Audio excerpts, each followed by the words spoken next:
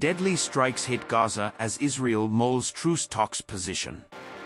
At least 61 Palestinians were killed in overnight Israeli bombardment, the health ministry in Hamas-run Gaza said Sunday, as Israel was preparing to send negotiators to new truce talks in Qatar. Israel's security cabinet and the smaller war cabinet were to meet to decide on the mandate of the delegation in charge of the negotiations before its departure for Doha, the Prime Minister's office said. Its statement did not specify when the delegation would leave for the latest round of talks, which comes after Hamas submitted a new proposal for a pause in fighting and hostage release. More than 5 months of war and an Israeli siege have led to dire humanitarian conditions in the Gaza Strip, where the United Nations has repeatedly warned of looming famine for the coastal territory's 2.4 million people.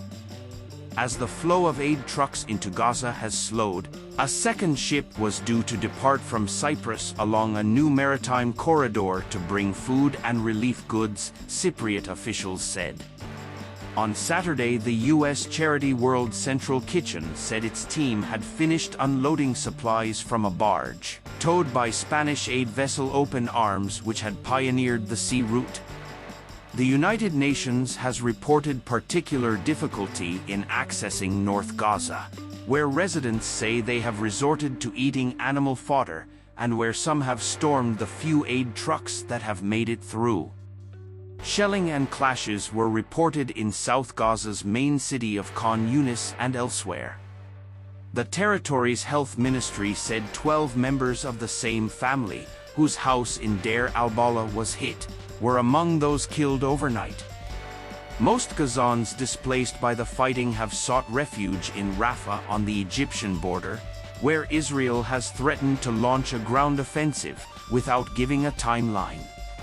The head of the UN's World Health Organization, Tedros Adhanom Ghebreyesus, appealed to Israel, in the name of humanity, not to launch an assault on Rafah. Humanitarian catastrophe.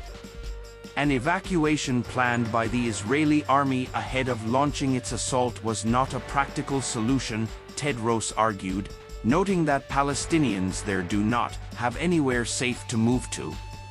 The war was triggered by Hamas's October 7th attack on southern Israel. That resulted in about 1,160 deaths, mostly civilians, according to an AFP tally of official figures.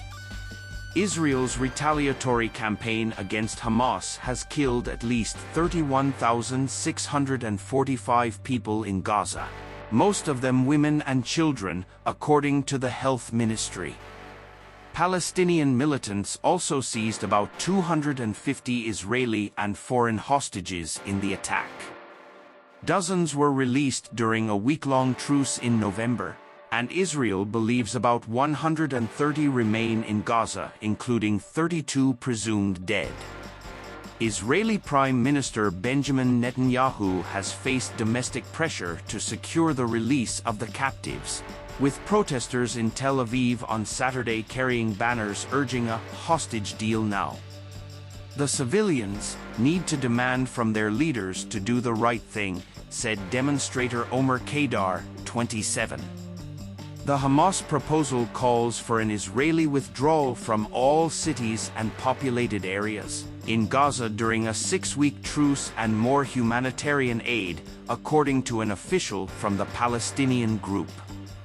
With the situation on the ground increasingly dire, aid donors have turned to deliveries by air or sea.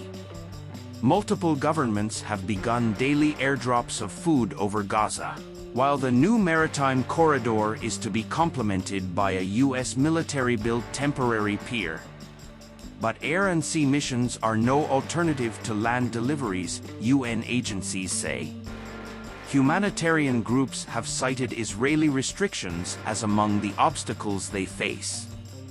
The United States, which provides Israel with billions of dollars in military assistance, has also grown increasingly critical of Netanyahu over his handling of the war. Washington has said it cannot support Israel's long-threatened operation against Hamas in Rafah without a credible, achievable, executable plan to protect Palestinian civilians. The crisis has only grown worse in Rafah, said medical staff at a clinic run by Palestinian volunteers that offers treatment for displaced Gazans.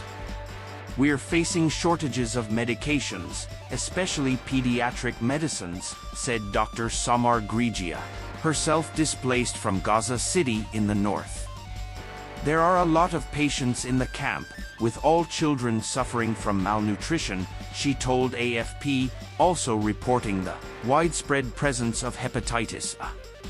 "Children require foods high in sugars, like dates, which are currently unavailable."